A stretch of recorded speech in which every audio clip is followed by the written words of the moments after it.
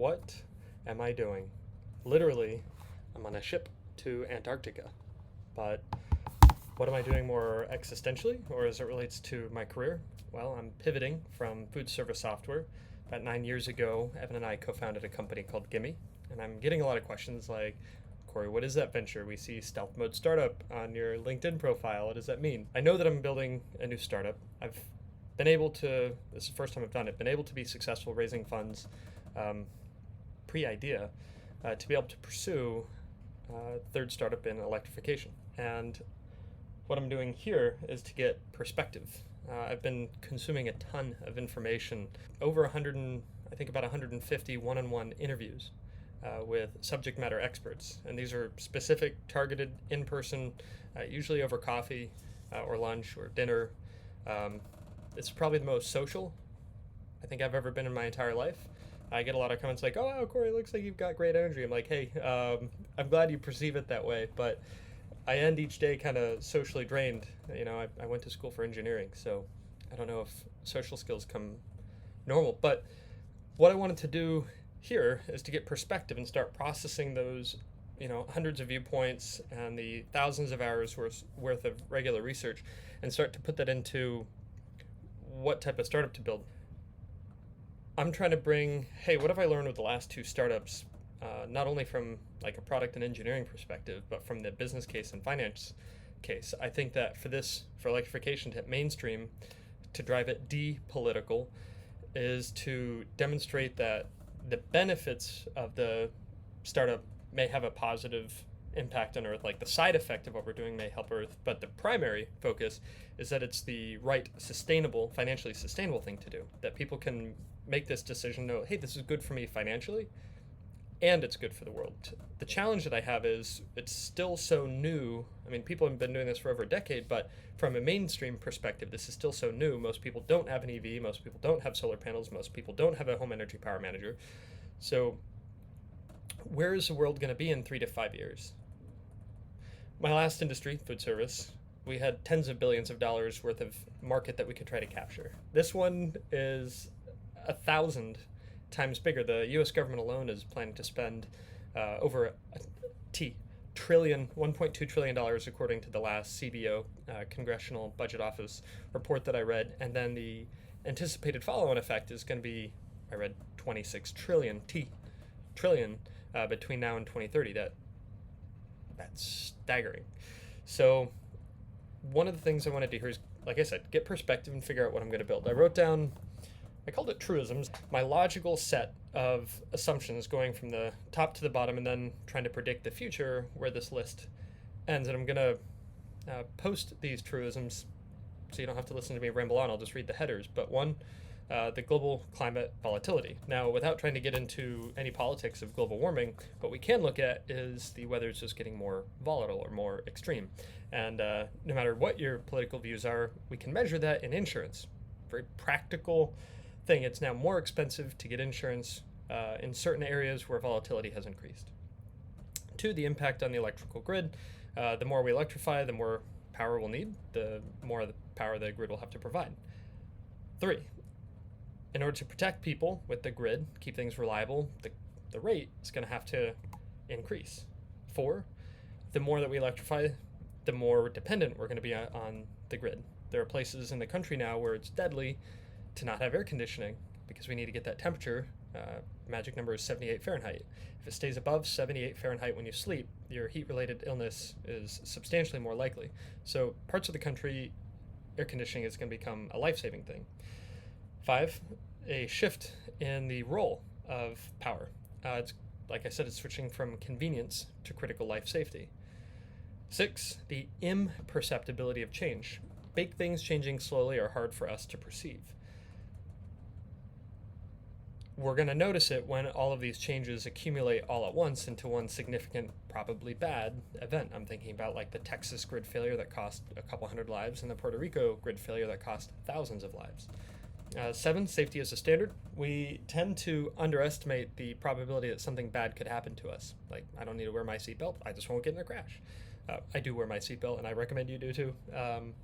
But considering this human optimism bias, and I'm reading my notes, the essential safety considerations for the grid and everything else need to be standard. And when I say safety, I don't necessarily just mean preventing electrocution. That's an obvious safety risk, but that's one that's well solved for the most part. What I'm talking about is safety that the power doesn't go out, especially if you're reliant on it to continue life-saving critical things, which, like I said, in some parts of the country is now air conditioning, which is a huge consumer of power. And then the last truism that I have written down is this planning horizon bias. So we humans tend to underestimate what we can do in 5 years, but overestimate what we can do in one. So this is going to affect our long-term decision making and planning. So with those truisms, now I'm like, okay, if those things are true, and I think that they are, I'm willing to be challenged, so comment and let me know. Then the next thing that I see is, okay, what's the impact going to be? And these are my predictions now on macro trends. One, distribution of energy resources, or distributed energy resources, DER. Can we put more power-related products? And I'm oversimplifying here, but could we put a giant battery in a community so that we can power some homes for a little while if it needs to make a short hop in a grid failure scenario? I think that we're going to see more microgrids, more local energy. When we toured California, a bunch of the homes had solar panels. Maybe it doesn't take them net zero, maybe it doesn't provide all their power needs, but when you put little sites of generation on top of all the homes, then that's a little bit less power you have to produce on aggregate, and not only do we have to make power, but we have to move it. And so we've got like a coal generation plant or a giant solar farm, but usually it's way far from an urban center.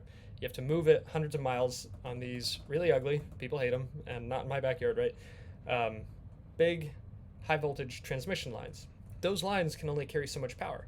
So you could build an even bigger generator over here, more solar panels, but if it can't make it to where people are consuming it, then you have to add more high voltage lines. The ones that we have in the country are really old and they have a finite capacity. So if you put little solar panels along that whole way, then you eliminate some of the transmission congestion. I think that we're going to see a lot more advancements in energy storage, which is kind of a fancy way of saying batteries. People want more battery output. They want more battery density. You want your car to be able to drive faster. You want to be able to recharge it more, and you want to recharge it faster. That's going to be science experiments more than engineering ones. So that's not an area where I'm going to play, but it's going to continue to happen. I think that we're going to see continued policy incentives, not evenly. If the next presidential election shifts political parties, I think that we'll see on the near and midterm a reduction, but overall, I think that it's going to remain somewhat high. However, despite my belief in this, I want any of the startup ideas that I'm pursuing to be independent. I think that we're going to see consumer behaviors shift to become more economic as it relates to power spending power, not just money, but spending power. I don't think it'll be driven by like, oh my goodness, I just want to save the world. I think the people who've done that have done that already.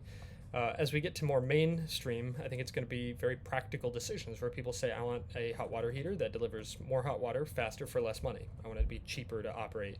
And there's going to be new appliances that fit the bill for that. The growth in vehicle-to-grid solutions has been really slow to take off. I'm 49% thinking that it will fail to adopt, 51% thinking that it will be adopted. You're going to spend a lot of money to buy your electric vehicle. It's going to have a giant battery in it. The power is going to go out, and you're going to be staring at your car wondering why it, with a giant battery, days worth of power, can't charge your home. Right now, there isn't a great vertically integrated solution to do that, and so I think it creates an opportunity for somebody else to build that, probably an OEM, like Ford and their Ford Pro charging thing. But it's going to be tough, fragmented, and rely on a lot of local labor, so it's going to be difficult to deploy at scale. Hopefully utilities can help with that. I'm not going to be building something directly related to that either, but it might be a second or third order solution. And then finally, I think we're going to see a shift in urban planning and infrastructure development. So California had to build, I was just there if you saw the video, they built a giant power room to handle the 500 chargers in that building.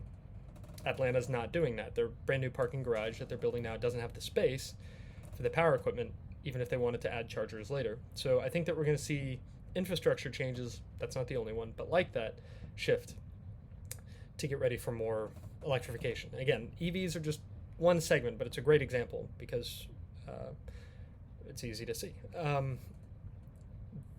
here are my follow-on assumptions now for what will work to build a startup that has the capacity to scale and get big. One, convenience is going to be the priority. People are going to continue to value what's easy versus maybe what's good. They want a minimal disruption to their lifestyle. And I think the best example of that, again, to use the EVs, and it's not limited to EVs, but I want to be able to jump into my car and drive 900 miles, never stopping once. Because we have this perception of that's more convenient. That's what I'm used to. Two, cost effectiveness over green credentials. So like we've been saying, that it needs to be the right practical financial choice first, and good for the environment second. I'm not advocating for that morally. I'm trying to keep that in mind, that if I want a good green solution to work, this is the order that I need to do it in for our potential customers. Three, status and prestige.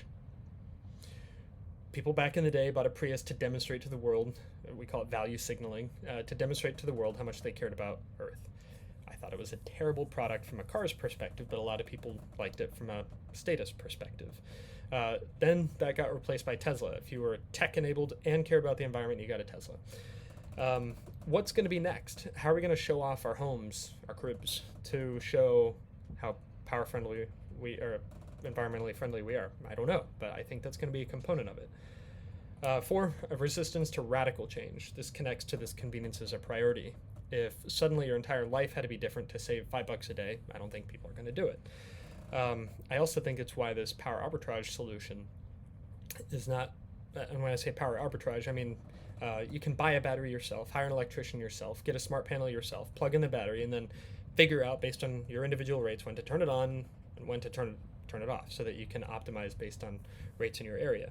I don't think people are going to do that to save $80 a month. So it's going to rely on automated solutions and AI tools that can predict, hey, based on the weather getting super cold, or based on a really big storm coming in, I don't think we should, use the battery. I think we should charge it up type of solutions. Five, demand for immediate benefits. As I evaluate what startup to build next, I think people are going to want to see it work right away.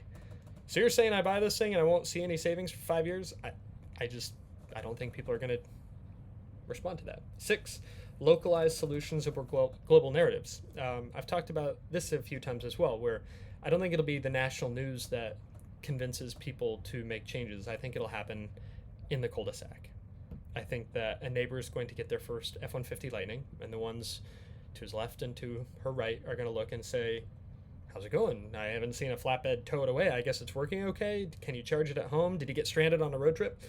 And when their neighbor says, yeah, it's fine, I wake up every day, it's full, and we haven't done a big road trip yet, but I plugged into the Tesla supercharger network, and it worked fine. I think that when we see that, it's going to carry on. Anecdotally, when I traded a car and then got a Model Y, the neighbors on my left and right literally got theirs just a couple weeks later using my invite code, which is cool because I got free supercharger miles. But they were highly skeptical until they got to see it in real life, working right next to them for days and weeks at a time with no problems, and then go for a test ride in it. Hey, do you want to take my car, see how it drives? And they're like, holy cow, I had no idea, it was so fast and so fun. So this idea of locality over global, when you see your neighbors doing something and it works fine for them, that's when I think it's going to hit mainstream. Seven, preference for familiarity. It needs to just need to be able to get it. Like, oh, I picked up this thing, I know exactly how it works. It takes very little education, just I remember it and it's familiar. And then the last one, selection adoption based on peer influence. So we make decisions, this is what I've been reading about psychologically, we tend to make decisions not based on what's best for us. The rational agent theory economically was disproven, or at least there's a lot of doubt cast on it. The best model that we have for decision making is we say, what would somebody like me do? My dad's a pilot, and so he might consider when replacing his car, what would a pilot buy? Not what's best for my unique situation. That's going to be a factor in it, but the dominant heuristic for making our decisions is going to be, who do I identify as? And then people who also identify as that, what would they do? So what does that mean for what I'm going to build? That is the purpose of my trip. It's a 15-minute video. I think that I'll probably get one view, but this was cathartic for me to say out loud. Why am I on this trip? Perspective. I'm trying to digest all this information that I've gathered, these predictions that I've made, these truisms, and understand what's going to be the right thing to build that helps the environment and is sustainable financially. I'll keep you posted.